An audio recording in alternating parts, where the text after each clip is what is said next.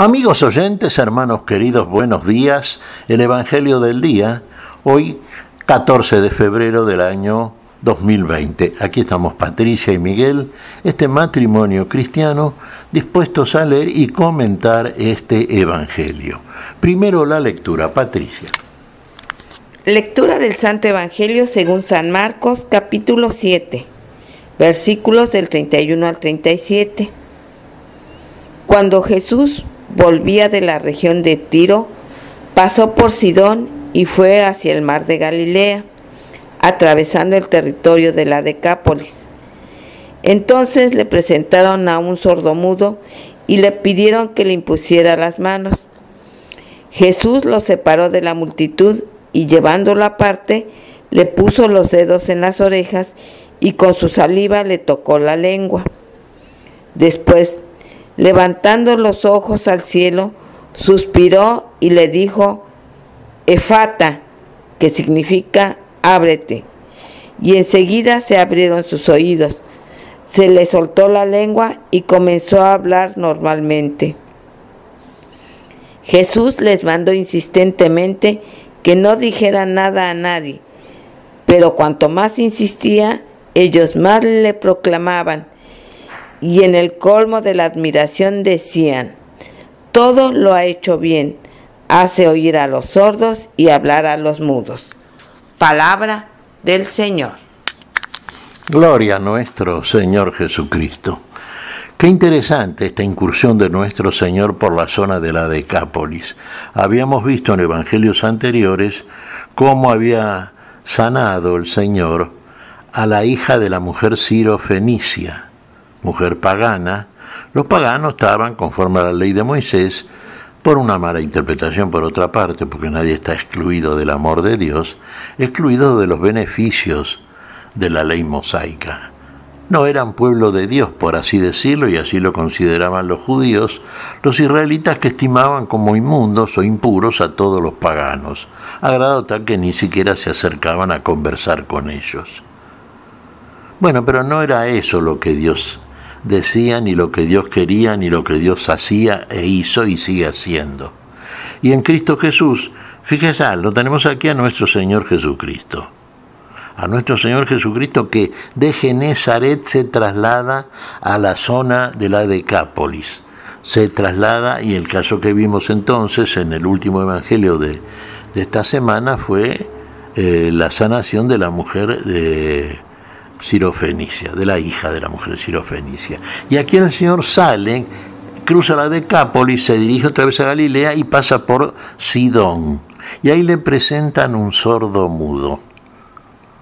Un individuo que estaba sordo, no oía, mudo, no hablaba.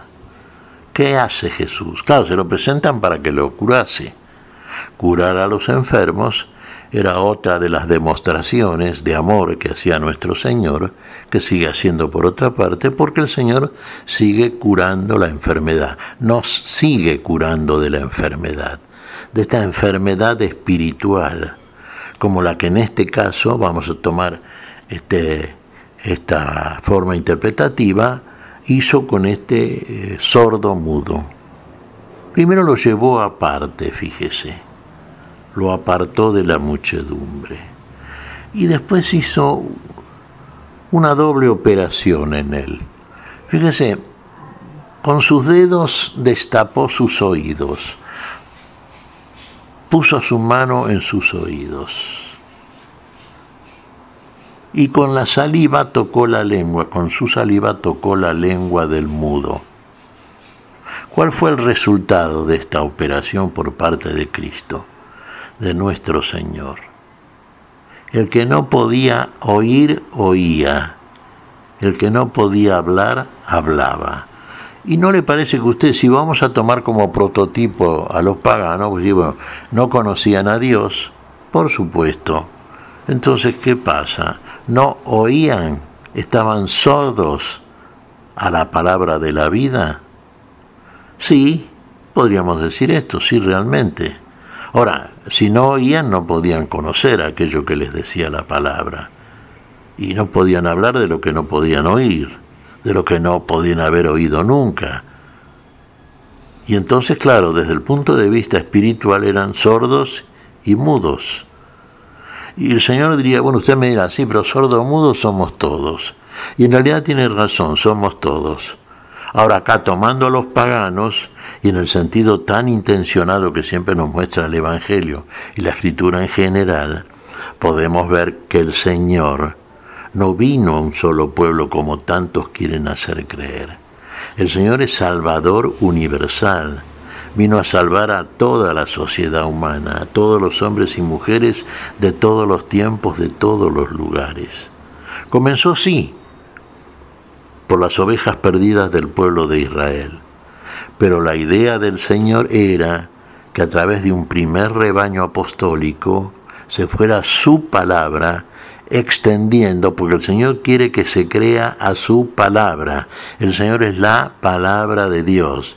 Y para oír la palabra de Dios hay que tener los oídos limpios, bien destapados, hermanos. Hay que tener capacidad oyente, capacidad para oír. ¿Se da cuenta? Hay que escuchar y oír. Y a partir de ahí usted puede hacer ingresar en su mente, en su alma, esta palabra y metabolizarla en conformidad con el espíritu que opera en usted desde esa misma palabra y darse cuenta el tamaño del tema que está invadiendo su ser para revitalizarlo, para quitarlo de la postración en la cual está sumido por causa de esa su sordera espiritual que le impide escuchar la palabra del Señor, la palabra de Dios. Fíjese, segunda operación del Señor, poner palabras en su boca. ¿Cuántas veces le pedimos al Señor que por su Espíritu ponga palabras en nuestra boca? ¿Cuántas veces el Señor dijo a los suyos, y teniendo en cuenta algo que históricamente es comprobable, que ocurre y sigue ocurriendo, muchas veces por causa de la proclamación, la predicación del nombre de Jesús, sufrimos persecuciones, lo padecieron los apóstoles, y llevados fueron ante los jueces. Y la intención de aquellos que los llevaban ante los jueces eran que los sometieran a muerte, que los mataran, como ocurrió también lamentablemente en el primer tiempo apostólico. Bueno, sigue ocurriendo. ¿Y qué cosa dijo Jesús a los suyos? Fíjese, en aquel momento no se preocupen por lo que van a decir, por estar organizando argumentos defensivos. Por ejemplo, no llame a un abogado para que lo defienda. ¿Sabe por qué? Porque el mejor abogado es el Paráclito, el Espíritu Santo. El Espíritu Santo, dice el Señor, pondrá palabras en vuestra boca, así como el Señor puso la saliva sanadora en la lengua del mudo. Y el mudo comenzó a hablar. Claro, el curado por el Señor es curado integralmente, es totalmente curado, y pasa a ser verdaderamente un apóstol, un vocero de la palabra de Dios, palabra que oye, palabra que llega a su corazón, palabra que de su boca surge como una proclamación de un hecho concreto del cual ha sido precisamente instrumento de Dios. Y esto rige para todos, hermanos, rige para nosotros. Fíjese, cuando llega a nosotros la palabra del Señor, la palabra esa destapa nuestros oídos, que muchas veces sí están atentos a ciertas tonterías que escuchamos y seguimos, como tanta tontería que realmente, por no utilizar un término más severo, hacemos cuando escuchamos a través de tantos medios cosas que ni son ni sirven para la vida. No, la palabra de Dios llega con un énfasis y un poder diferente, transforma. Y entonces hay una necesidad de proclamar esto, de comunicar, de compartir esta palabra. Y en esto nos convierte el Señor, que nos saca de nuestro estado de sordomudos desde el punto de vista espiritual y nos transforma y nos lleva a una verdadera sanidad en ese plano. Y pasamos a ser, y debemos serlo, aquello que el Señor quiere de nosotros. Aquello que quiere de nosotros, que es que vayamos, anunciemos estas cosas, enseñemos estos que aprendimos de parte de Él, de nuestro único Maestro. Y así seremos instrumentos y obreros del reino de Dios, del verdadero reino de la vida.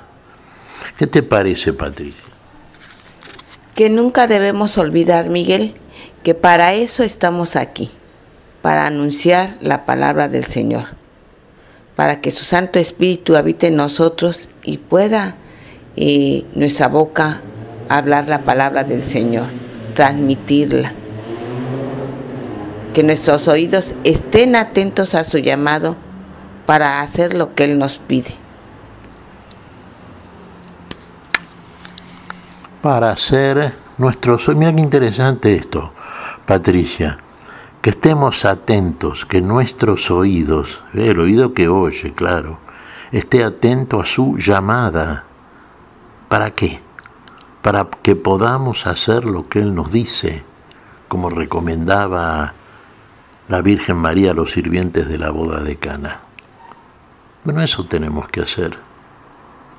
Esa es la tarea de todo cristiano. Estamos justamente poniendo el énfasis, lo hicimos en el curso de este año litúrgico y lo proclamamos a partir de nos ha dicho el Papa del año de la palabra. La palabra es toda la vida, naturalmente, es la vida por otra parte. Y bueno, pero seamos activos obreros del reino de la vida, del reino de los cielos. Hermanos, pidámosle esto a Dios. ¿Qué te parece, Patricia, si agradecemos al Señor? Muy bien, Miguel. Te damos gracias, Padre Celestial, en el nombre santo de nuestro Señor Jesucristo. Te damos gracias, Padre, te pedimos perdón por nuestras faltas. Señor, pedimos tu bendición para este día. Pedimos tu Espíritu, Señor, tu Espíritu de escucha de esa tu palabra santa. Tu Espíritu, Señor, que nos comunica el poder para proclamar esta vida que surge de esta tu palabra para la vida. En tu nombre lo pedimos, Señor, por Jesucristo, Señor nuestro. Amén.